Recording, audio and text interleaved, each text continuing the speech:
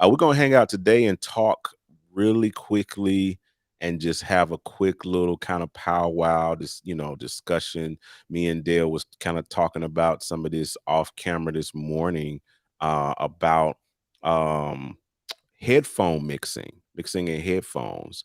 That seems to be a thing that's on the rise now, with seeing a lot of technologies start to hit, the scene within the last, really, 3 to 5, but real heavy over, I could say, the last 24 months, like with Slate VXS and Waves NX and Sonar Works, and I think there's like a handful of other technologies that are really heavy on the market right now as it relates to like this binaural, almost spatial audio kind of type, where that you can be in the room or you can set it up to where your headphones kind of mimic being in in a room, like right? a room, or listening in front of a specific type of monitor or whatever. So I think it's something that warrants us, one, as creatives and producers,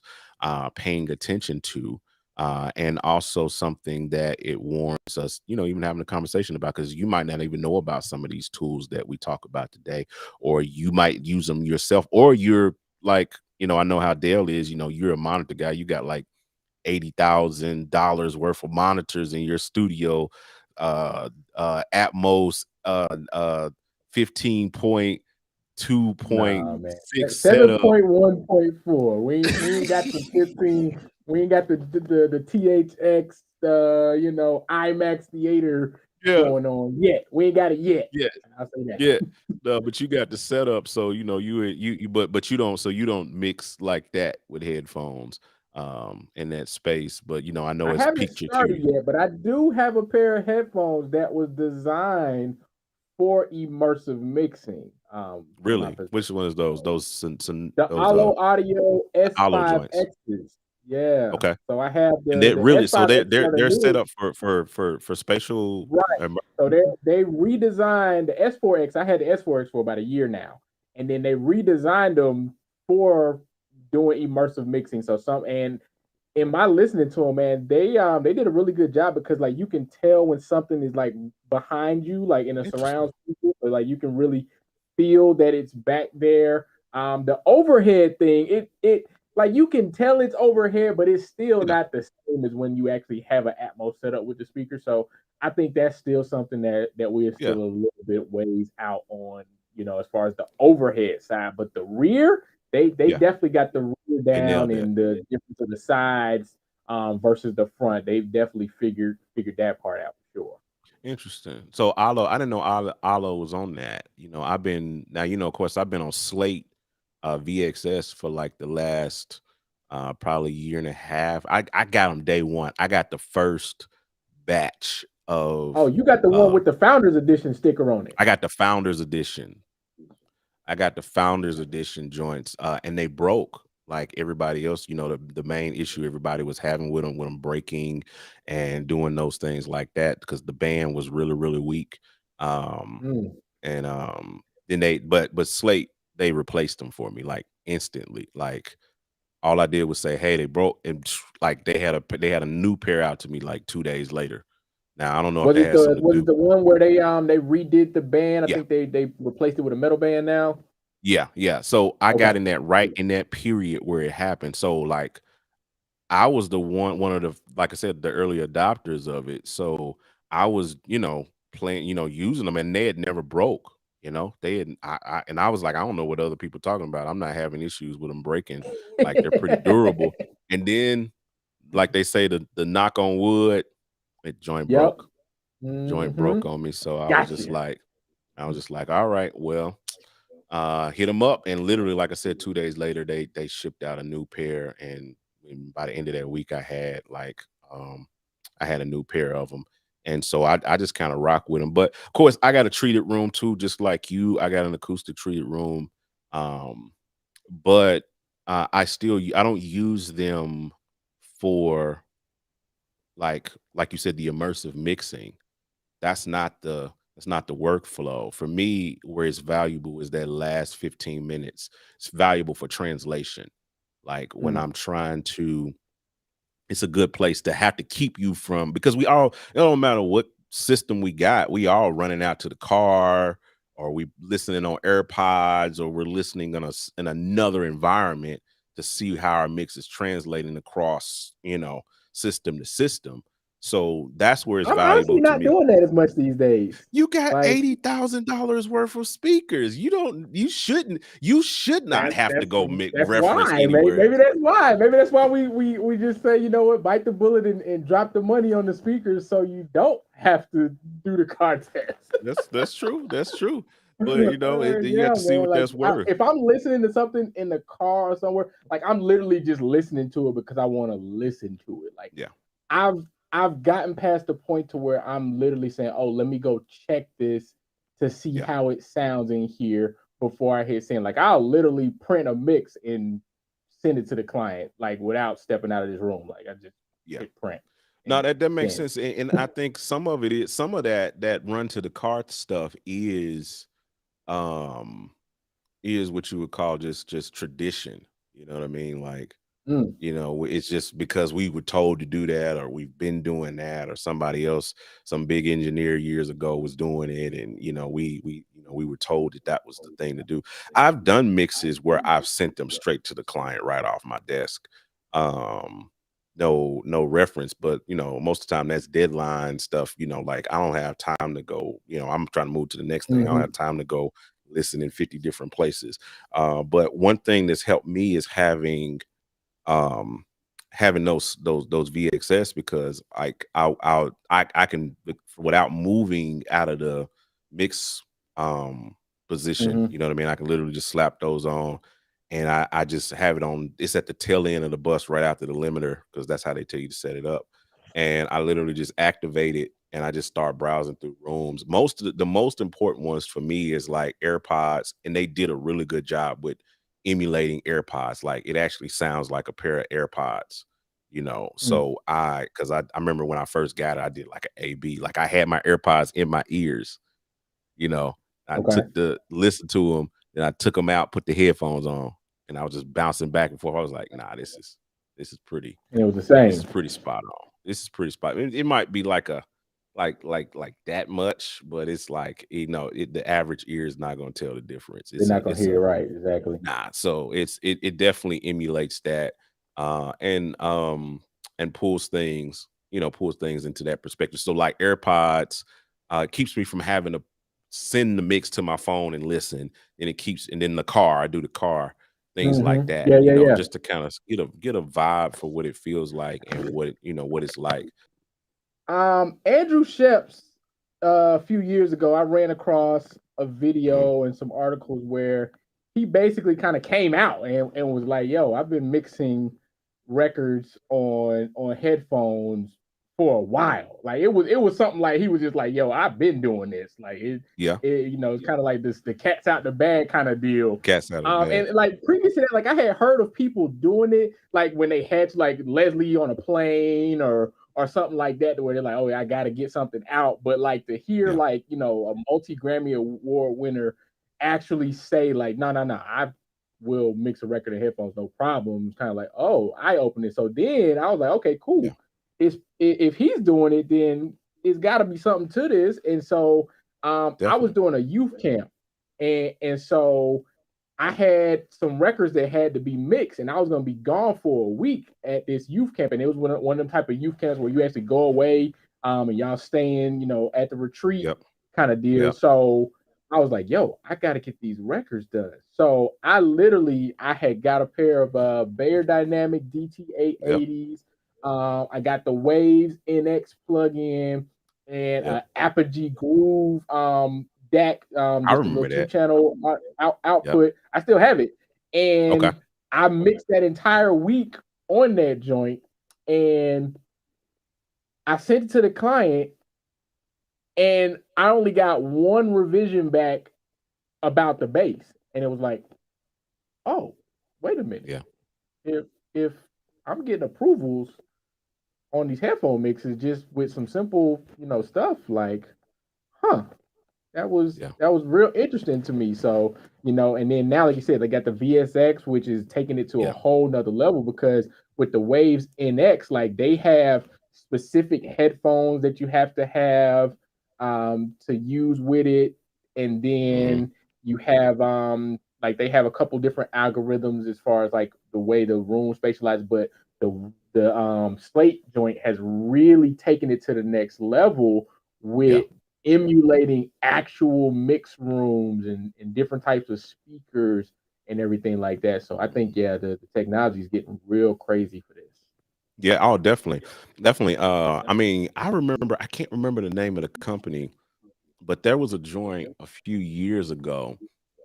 Even I'm talking like early the first it was before NX. It was like a little I can't remember the company that did it, but it was like a little bitty module headphone like amp that you would plug into and you would plug into that and plug any set of headphones in and then it had the speaker monitor emulation type vibe. I can't think of the name. I remember seeing it I right do around the time I remember was getting out something of like that vaguely. Now that you it didn't mentioned really it, I go do. anywhere. Yeah, it didn't. Yeah, I remember it didn't really go nowhere. In But fact, yeah, I I can't even do remember the remember name of it. that it was a thing. But it But was you a thing. had to Yeah, I have remember that that. box. Like that was the thing. Like you had to have the box to do it. Yep. Yep, yep, yep. So no, it's one of those things, man, where it's just like that. We but no, it's a really dope concept in terms of building that because I think that's where and we was talking this morning, like I was telling you this morning, like I think that's where the market is going, and most of these companies are starting to see that because, yeah, the big engineers and a lot of guys, even mid-tier guys like me and 7.9.6 guys like y'all don't need y'all don't need headphone stuff. But the average Joe Smo, the average guy or gal is producing, mixing, getting into this game, and they're in their bedroom, the rise of the bedroom producer where everybody can produce and having a situation where you don't have to um spend, you know, uh tens of thousands of dollars on treatment and monitors and hiring an acoustician to come out and shoot your room and do all of those things like that is amazing. And I'll say with VXS, it's really, really, really good. I think it's the best. I've tried NX. I tried NX when it first came out. I didn't care for the head tracking thing that they had going on, but I really do think if Mm. I had to put now I haven't tried the Sonar Works stuff yet, but I'm a big comparative Sonar. it yeah, NX compared to VXS, in my opinion, is where it's at. Is where it's at because I've done mixes I've been on the road. The only mixes I've done in like when I had to go home, like maybe like a few months like ago for a funeral, I had a mix that needed to be Mhm. done. I did it in VXS totally. And that's situations where they come in clutch. But in my day-to-day studio use, it's the last 15% of my mix. It's like the translation piece, like of what I want to use.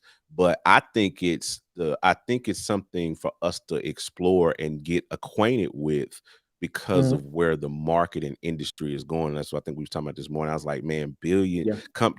these big companies are spending billions and billions of dollars and they're investing it into audio. You have like Apple that's going all in on spatial audio. You got Facebook or Meta, as they're called now. That what was Mhm. that plug-in they just bought? They bought a Acusonus. plug-in. They bought Acusonus, They bought Acusonus. You know what I mean? So which they're was a whole putting company. like Like that, it wasn't just a plug. they Like bought the they whole had company. a whole plug-in suite for mixing and noise reduction and getting rid of mouth clicks and stuff. Then they also had just started. They were like a year into it, but they were doing sound effects libraries and music libraries. And Meta came in and just Yeah, took they came over in that and cut it. joint. They bought them out and bought them out to the point to where they got rid of it. Like it's not even a thing anymore. Like it doesn't exist. Right. Like That's what I'm only saying. reason I still have it is because I already had You it, grandfathered but in. it's gone. Like it's literally like once I upgrade to Ventura, it's a wrap for that. Like I have Yeah. no support. I have nothing on those plugins. So I've already started weaning them out of usage just because I know like, oh, this is Yeah. not It's even gonna going be away at some point. compatible. Yeah, eventually, yeah, the OS is gonna phase you out, you know, like you said. But no, I think that's the truth, man. Like, something happened to me over the weekend, not over the weekend, over the holidays. So, and I think I told you about it. I bought a Oculus Quest, the little VR headset thing. Mhm. Um, I bought that for the kids for Christmas. Bought that for the kids for Christmas. I got it like a week before Christmas. I came home. My wife was like, "Hey, why don't you go ahead and set it up? Then you put it back in the box so that way, after they open it up on Christmas, it's already set up, and all they got to do is just start playing, and you don't have to wait, and they don't have to wait on you to set it up. We on Christmas, we tech support. The dads are tech support Of course. on Tech Christmas. That's what we support, do. We the tech support in pajamas. repairman, all Yep, that. putting stuff together. So she was like, "Yeah, just go ahead and do that." So anyway, I set this thing up, dog, and I put it on, turned it on. I got 5 minutes into the setup. I turned it off. I went back to Best Buy and I bought two more. Mm. Like legit. I went back and bought two more. Why? Because I wanted one for myself because I don't like to share. The kids needed their one that they could share, and the wife because she was in love with it too. I got the wife one. I got the wife one. Okay, so everybody got their own, pretty much. Everybody got their own Oculus. Because and so but I saw something. This is the other reason why, outside apart from me being selfish. I saw something legit. I literally put this on and I saw the future. I saw what the method behind the madness of this whole meta thing in this metaverse and all of that stuff is. Like, if you haven't experienced it, if you haven't put on a pair of Oculus, like even if you just go in the store and just try it on, like in Best Buy or whatever, just try, do the try on situation. Like, if you haven't experienced it, then everything that you're saying online and these comments and these things about the metaverse and all of that is all mute points. When you put it on, you'll understand why Mark Zuckerberg is putting bajillions of dollars into the metaverse and trying to get us into that space, and why he's putting it in there, because it literally transforms the entire world around you. It's like legit a verse. It's legit a space. And so, like, I had to take it off too. Like I said, again, I took it off. I was like, yo, it is, because this is a gospel podcast and I don't cuss anyway, but it's a mind F. It's just a straight, it's a straight mind F, bro. Like, it's not even that. It's a mind. I don't even say that word because I don't Yeah. want Facebook or YouTube to demonetize me. But yeah, it's a mind F, bro. Like, it just like runs through you. It runs through your mind like so crazy. And so, but here's the thing. Here's where I'm going with this. It seems like I probably went off on a tangent about the metaverse, but here's where I'm going with this. The audio on the Oculus is immersive and it's spatial. So Apple is not the only people that are investing in spatial audio. Meta is investing in spatial audio as well. And they've been on it. And If people remember, they did the whole when the Jungle Book came out, they had the whole 360 Jungle Book experience where you could move your phone and go around and yep, see the ape and everything. So they kind of been bro, on it. And then there it's a was the thing. Pro Tools Facebook 360 plugin that used to come with Pro Tools that you could mix 360 content. So yeah, Yep. Facebook been on it. So that's where, so for those who are paying attention, if you really, so you guys are getting some gems that are sitting on this thing, because if you this is where you really need to be paying attention. If you want to know where the ball is going, NFTs, cryptocurrency, terms like Web 3.0, AI, these are things that I'm studying and I'm spending my time like really researching into, because there's coming an inflection point. We are still early stages. We're talking 4 or 5 years out. How is this relative to me as an engineer? How is this relative to me as a producer? How is this relative to me? 360 video, um, spatial audio, Dolby Atmos, all of that stuff is where it's going to be in the next 5 years. Like, really, like, real talk. Apple, there's talks that there's rumors, as they say, that Apple might just this month, right? This month, they might be doing a preview or a release or some kind of like, forecasting of their VR AR headset that they're putting out to compete with Facebook. Mm. So VR, AR experiences are going to happen. That's why Apple is putting, you think they just want to give us great headphones? No. You think they want to just give us AirPods? No. They don't care about that experience. The AirPods, while it is making them billions of dollars, selling those units, it is so much an R&D project for them as it is anything, because what they're doing is using this to see how users react to Mhm. spatial audio. That's why they keep throwing it up. It seems like a gimmick right now. It seems like something like, what are they wasting their time with it? No, this is part of their long-term strategy. Their long-term strategy is the iPhone is going away. Trust me, 10 years from now, we won't be interacting with iPhones. iPhones will be the Oh, people you see it's walking already around. here, man. I saw on there's a company that has some glasses. And Asus has a pair too, but there's another company that I Yeah, think has a better implementation. But you can use them as a computer monitor. So like you put the yep. glasses on and you're looking at multiple computer screens, like not just one. You can have 3, 4, or 5 But different see, computer screens all in front of that's you how just that's with how the the glasses. Oculus is, bro. That's how the Oculus is. Like, when I put it on, they got this app on there called Immersive.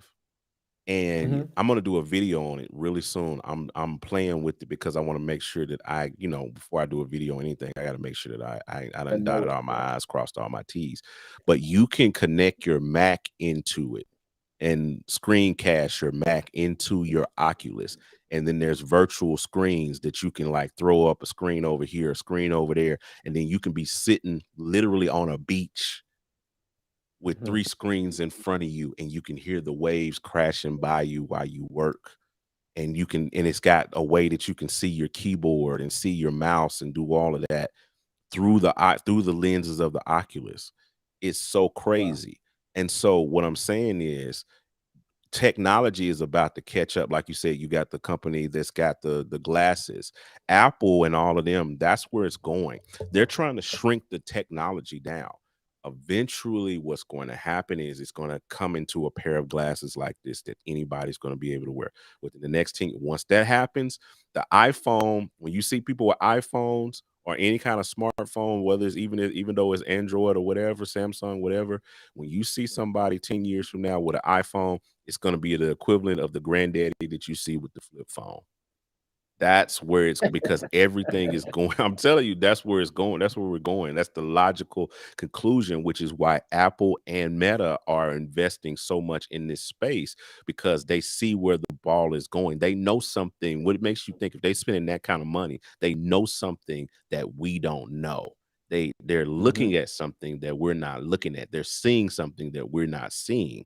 And because we're so busy with our heads like buried in our phones that they're thinking Yeah. about the next 10 years. You know what I'm saying? And so again, let's reel it back. And I want you guys to see how this is relative to you as an engineer, relative to you as a producer, because if audio is going in that direction, spatial 360, you know what I mean? You have to learn these formats. You have to learn how to Mhm. produce for that format. You have to learn how to mix for that format. You have to learn Come how on. to Come on. create for that format. So it's in your best interest right now to be learning as much as possible about Dolby Atmos, spatial audio. There's a reason. Listen, like, pay attention.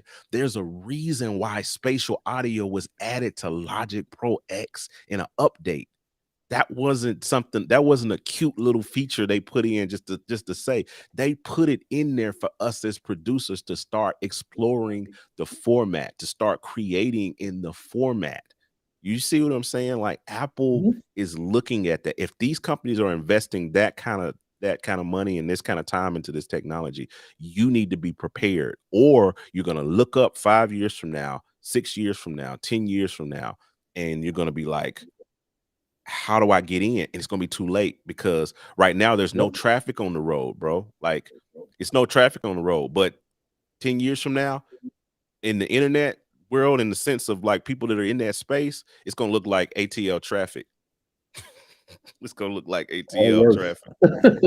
Look like ATL. So before ATL traffic at 5 o'clock happens, you need to be out on the road right now, paving your way towards the destination, because it's out there, like it's building, and they're tracking towards this space. And so I'm thinking ahead. I'm already looking at exploring all of these things. So there's gonna come. Let's reel it back. Let's reel it back to headphones, because like you guys, probably some of you probably like, what does this have to do with headphones? I thought we were talking about headphones. How we get into the metaverse and all of that stuff. How this is relative to the headphones? Really back to the headphones. Eventually, VXS is gonna be like a Meta Oculus situation. You're gonna put the headphone, like they're gonna connect in with. You're gonna actually be able to be in a room. Forget like headphones, putting them on in your own bedroom. No, once it becomes like not just spatial, but it becomes like visual as well. Imagine putting on, you got your AR glasses, and you got, y'all come with me to the future. You got your AR glasses on, um, and you got your Slate VXS 9.0 on or whatever. And as soon as you open up the app, you in Blackbird Studios in Nashville, sitting in front of a pair of monitors. You can see the SSL in front of you, and someone by that time would have been invented some kind of like glass, like not glasses, but like those little tactile gloves or something that lets you feel like you're touching a fader, or lets you feel like you're touching a mouse or a trackpad. Like Ready Player One. That's the perfect example. If you haven't that's seen what I that have in my movie, mind. Yep. bro, like, I'm not gonna hold you. This is why I went back and bought 2 more Oculuses after I bought the first one, because as soon as I put it on, it was like Ready Player One. Like I was in a different world, sitting in this sitting in this chair right now. I was in a different world. If you're not hip, if you're not paying attention, if you're asleep, you need to wake up, because this stuff is gonna come up on you, and you're gonna wake up and realize that everybody else is 5 miles ahead of you, and you asleep.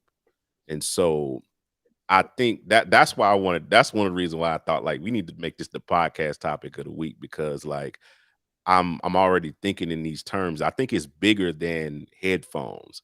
I think we all need to be exploring these technologies. You know what I mean? Instead of being dogmatic, about, well, this is the traditional way of doing it, or this is how X engineer has been doing it, or this is how Y engineer has been doing things, or this is what X engineer said about headphones, or this is what B engineer said about this. No, it's like, open up your mind for yourself, open up your eyes, and look at where things are going to. So when I look at You VXS, when I got look to, at quote unquote, man. I remember yeah, like a few years ago, somebody who I looked up to at the time, mhm, they literally told me that I posted too much on really, social media.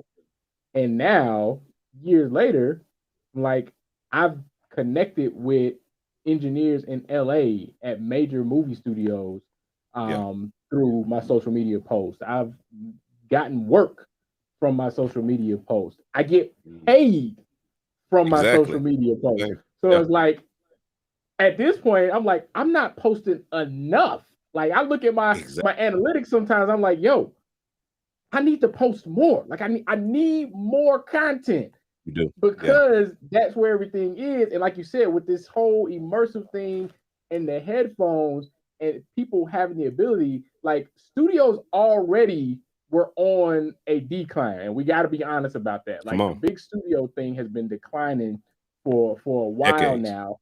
But now it's going to take another hit now because now you have VSX, you have Wave, and then you have all these things. You have Deer VR, which is another company Yeah. that's been playing Gosh. with this whole headphone thing. And so now you have the ability, somebody can go spend $300 on a pair of headphones and then go buy this, software for maybe $100, $200, whatever it is, we'll say under $1,000 to get all in, under $1,000, and they can mix and produce high quality content that Mhm. sounds good. And then here's another thing, and I've been on this for a minute, and I know Yeah. I'm gonna get in trouble with this, but a, a show I mixed that's on all black. I Okay. mixed 3 episodes. Some of those episodes I half did on headphones. I, Wow. I did, Yeah. like, because I wasn't in my room.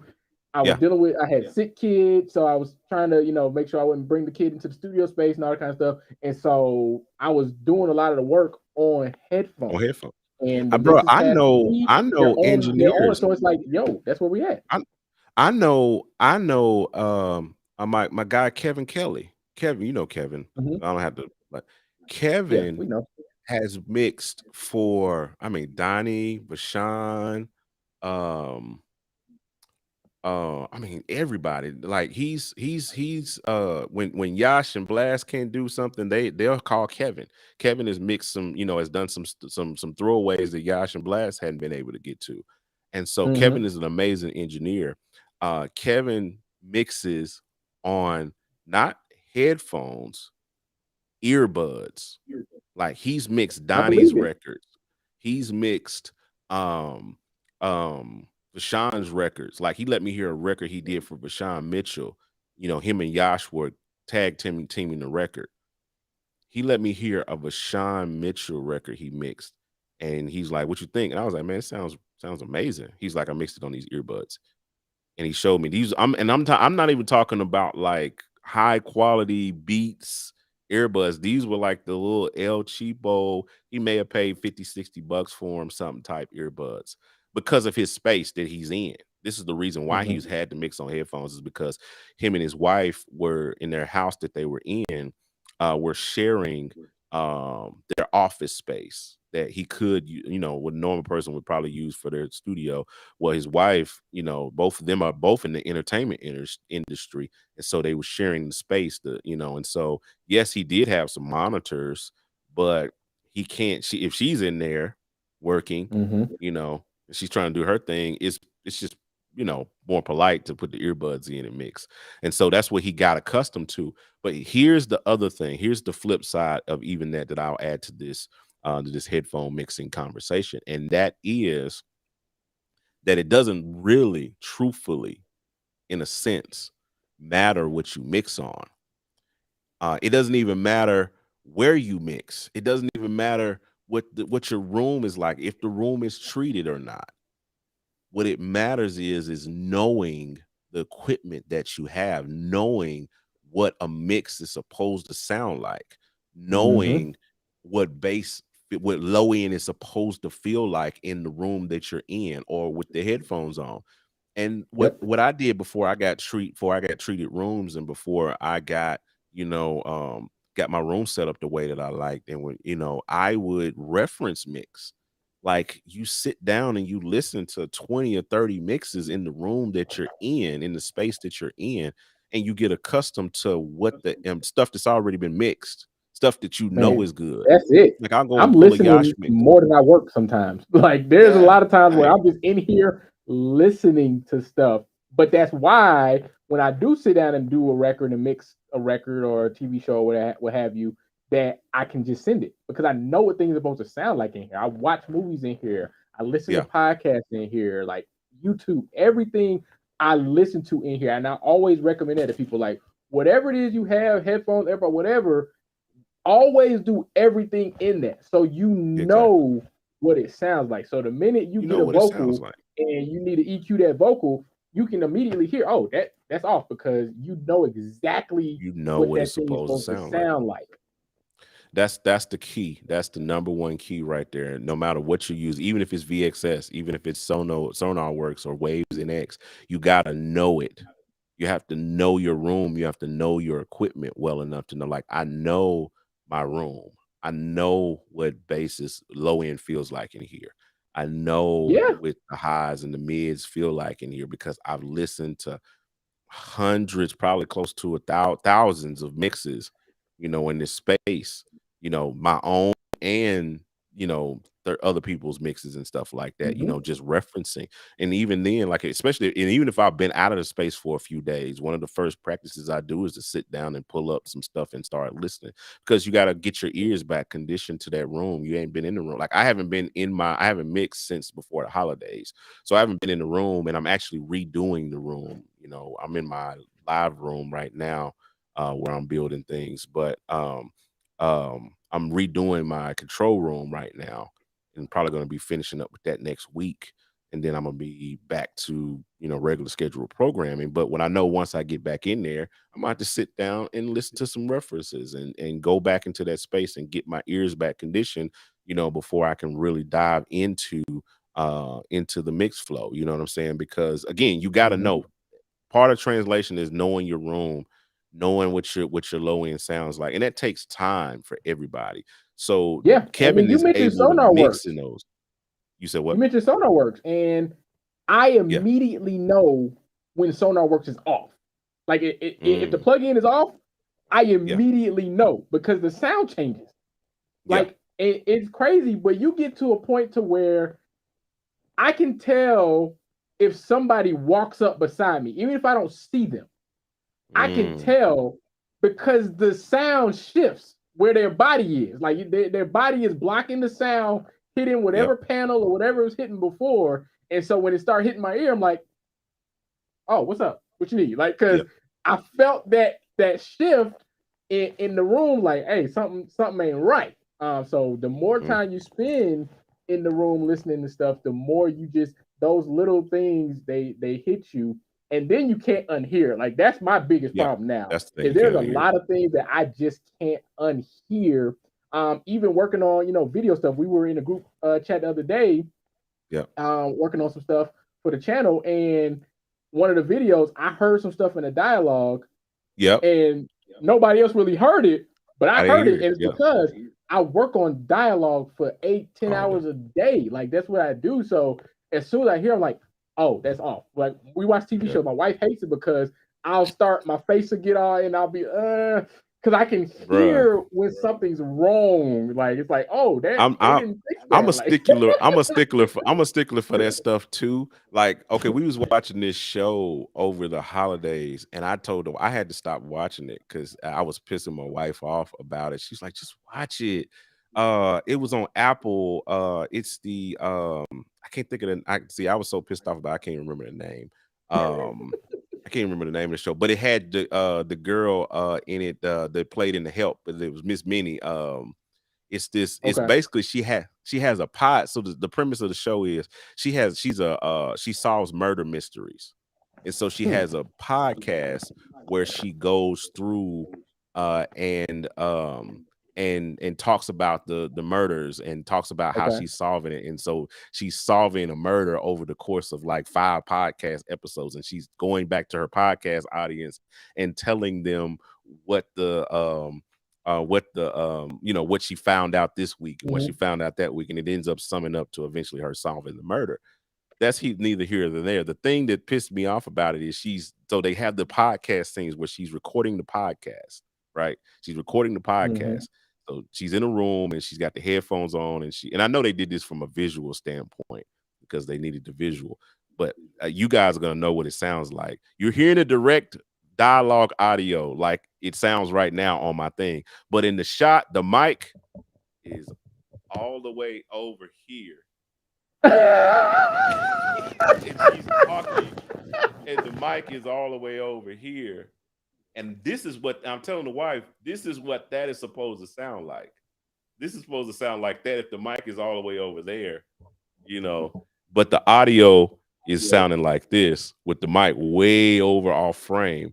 And And I it can just tell you, as it somebody who drove me works nuts. on that type of stuff, that's a director's thing, and It sometimes a is. post supervisor thing, to where even when something isn't natural, they Yeah. want it to always sound direct and in your Yeah. face. Like even like I like to, if somebody walks past the screen and they clearly went behind you, I like to take the dialogue and filter it and pan it to the back. Yeah. But I've had to like reduce that because most of the time you do that, the director's like, what happened? Yeah. What happened to the audio? Like they just walk behind us, like they're back there. Yeah, but I need to hear it, more in my face. I'm like, but they're not in your face.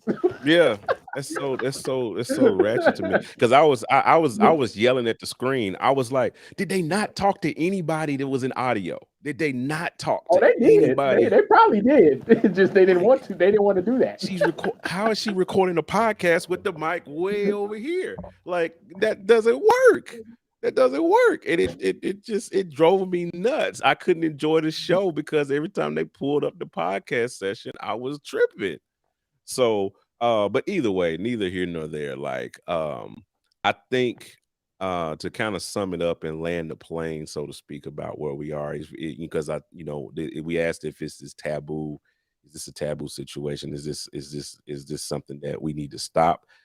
In my perspective, and you can give your perspective on it after mine. My perspective is I think you need to dive all the way into the pool on the deep end on on the technology aspect of it, because I believe within the next 5 to 10 years, you're going to see what we deem as traditional, what we deem as the right way. You're going to see all of those rules fall apart.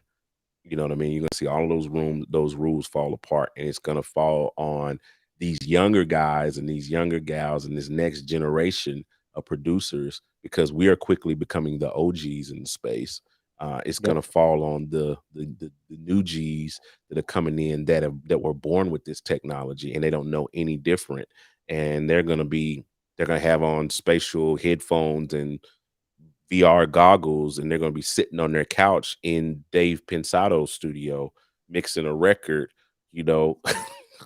from their couch or in a chair. You know what I mean? And they're going to have everything in front of them, and it's going to look so weird because you're going to see somebody. I don't have my Oculus is upstairs. I would put it on, but you're going to see somebody with some glasses on, nothing, just doing this. But you know what they're doing? They're mixing the next number one record that's gonna be on the pop charts or on the gospel charts, and they're doing it sitting on their couch. That's where it's going. And I think as an engineer, I think it's way past or even as a producer, it's way past, should I be mixing on headphones? Should I be doing this? Should I be doing this? Like, no, you should. You should be listening. You should be exploring these technologies, exploring other, even getting acquainted with technologies. What's that thing? Session wire. Getting acquainted with stuff like that. Because if you ain't on Session Wire, man, hit me up. Like these we cats gotta get you on Session Wire. I guarantee somebody listening right now never heard of Session Wire. Go look up Session Wire. And what's the other thing? The Session Wire, I use it all the time. The other one, listen up. Listen to the listen but it's to call something. I can't call I it thought right they now. changed the name. But it's listened to. But you put it on the master bus and you can send your audio over the internet to a client. Audio movers. It's audio movers. I couldn't think of it right there. Audio movers, stuff like that. The latency on this technology is getting quicker and quicker, and it's eventually going to be zero latency. They're already testing that stuff. Within the next 5 years, you're going to have zero latency, internet bandwidth. Like, it's going to be all real time traffic. It's going to be just as comfortable as me and you talking face to face. That's how real time audio connection and video connection is going to be within the next 4 to 5 years. So it warrants you being able to do that, because their virtual studios is going to become a thing. You know what I mean? Virtual we already there. So engineering. I'm gonna go ahead and give some gems, and I don't mind giving gems. Y'all know me. I'll put it out there because I know 90% of the people ain't do nothing with it anyway.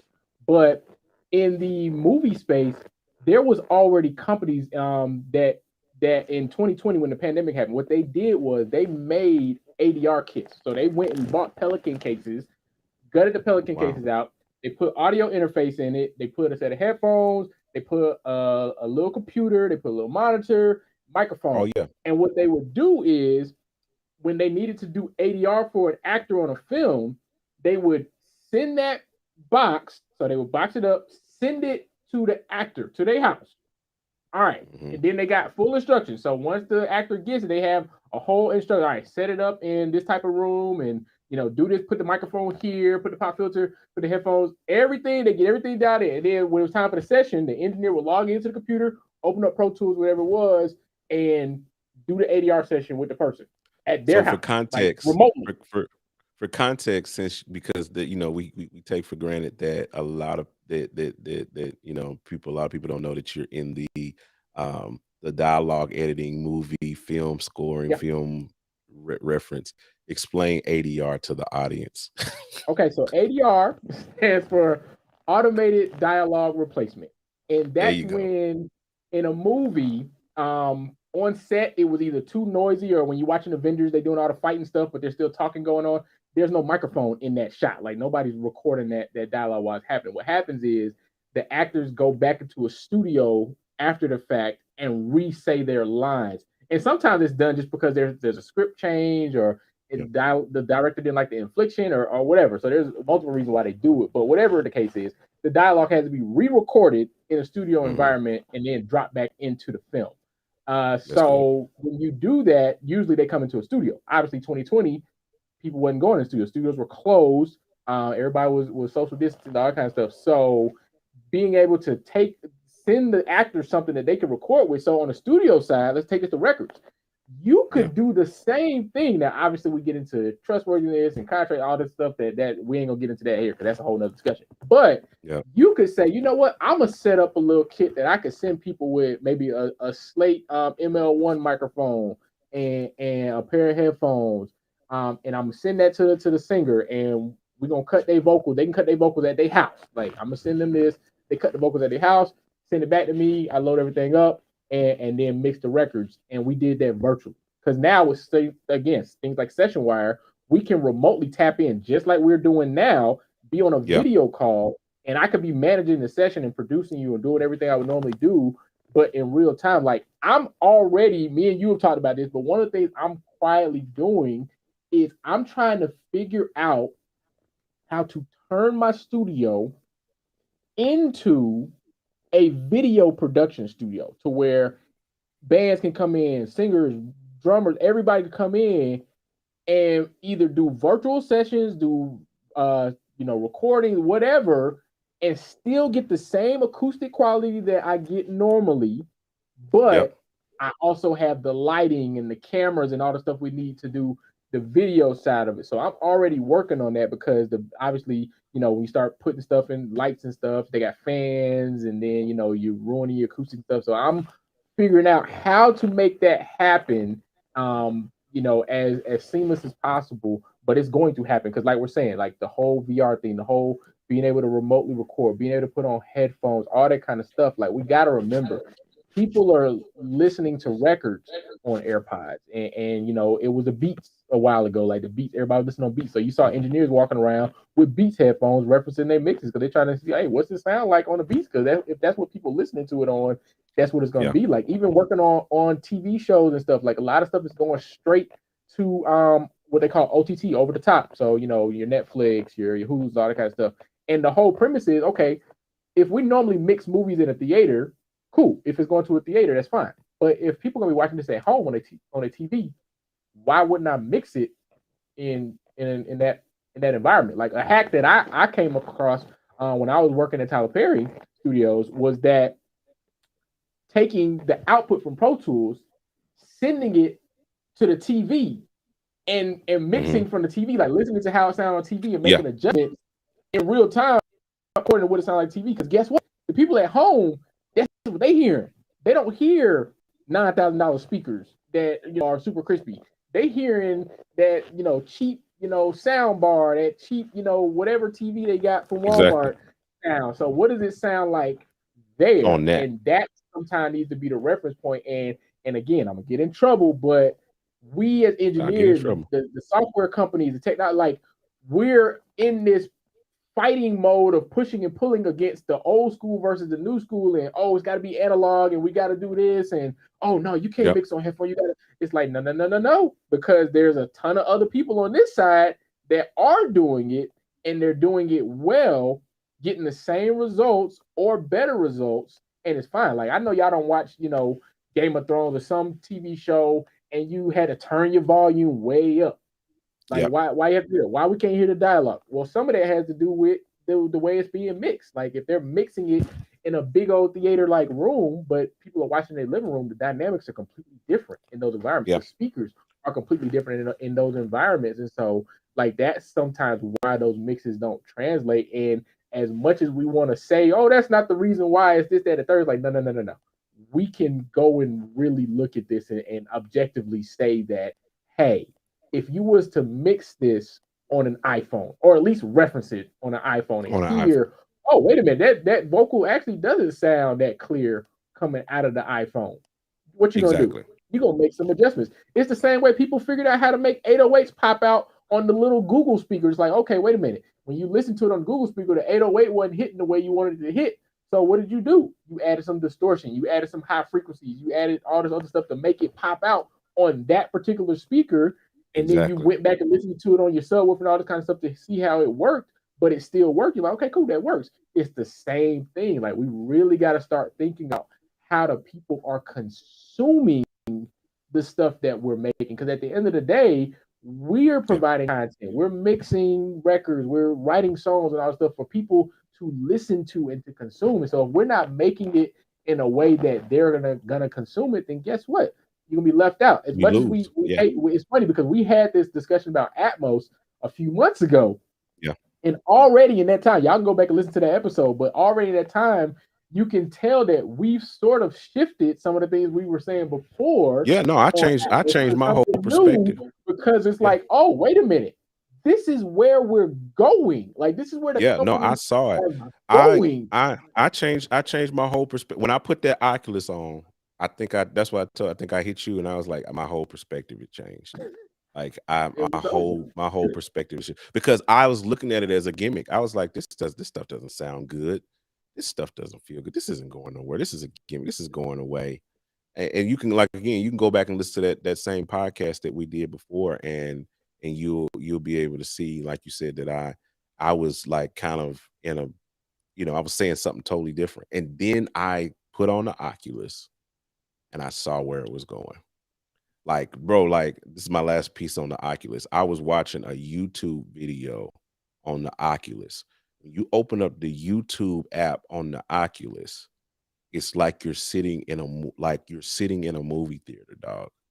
Like I had to like. Mm-hmm. I'm talking about in a movie theater, bro. Seats and everything, virtual popcorn in your hand. Wow. Like, I'm like, yo, what is happening? And then I'm able to watch YouTube and hear it on there. And then if you tap into a 360 video on VR, you're inside the video. Again, if you haven't tried out Oculus, if you haven't gotten into the VR world, you need to be, as a producer, as an engineer, listen to me right now. Everybody, as they say in church, everybody under the sound of my voice. Like, what does that even mean? Under the sound of your voice? We closing, musicians, come on. Start playing. Everybody under the sound of my voice. I'm telling you, go. The Oculus is like $329 or something right now. It's $300. Go spend that money. You are gonna be like, whoa. And it's like you put on the headset, you open up the YouTube app, and you tap on a 360 video, and like it's like right now it's just travel videos, right? It's just travel videos right now. That's really what's hot on 360 videos right now. But you put it on and you get in there, you're sitting in a tour bus while they're going and doing a tour of LA, and you can look around and there's somebody sitting next to you in the video, of course, but you're looking at them like, whoa, I'm actually in this video. Like I'm actually like, that's where it's going. and spatial audio experiences and stuff like that, 360 audio experiences is going to the end. Slate VXS and SonarWorks and all of them is just the beginning. It's literally the tip of the iceberg of that stuff. And they're giving us a space to start molding our minds in that direction. And I'm telling you, y'all mark my words, y'all come back to this podcast 5 years from now and let's see where it is. We'll revisit it ourselves and see where what our prediction and a was. quick note that I just thought of when you was telling everybody to go get the Oculus, just something to keep in mind. It's a tax write-off. There you go. Got all your stuff tax right. Why you think I went and bought 3? You're researching the market, like you're paying attention. Why did you to the think market I went and bought 3 of them before the end of the year?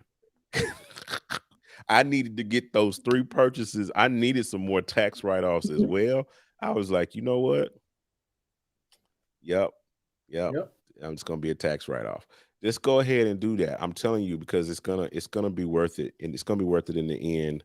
It's going to be worth the investment and you taking the opportunity to invest in yourself and understand where it is. But we appreciate you guys hanging out. That's what this is. It's the Hangout. This is informal. We, like me and Dale, just having conversation. We interacting with you guys, having conversations. We try to keep this going. I think we're going to be moving to until we can get to where we can commit to every week sitting down and do this. We're going to definitely do this bi-monthly.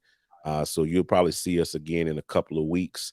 We're going to line up some more topics, something really good. If you got some stuff you want us to talk about, just throw us a DM, throw us an inbox about it, so we can kind of start wrapping our minds around it and start putting it on the next show or whatever. But we appreciate you guys taking the opportunity to just sit around and kick it with us. It's the Hangout, and so yeah. Man, appreciate you, Dale, hanging out and doing all this stuff, man. We're gonna get back into some work and let you guys get back into some work. So appreciate you guys, and we'll talk to you guys a little bit later. All right, peace.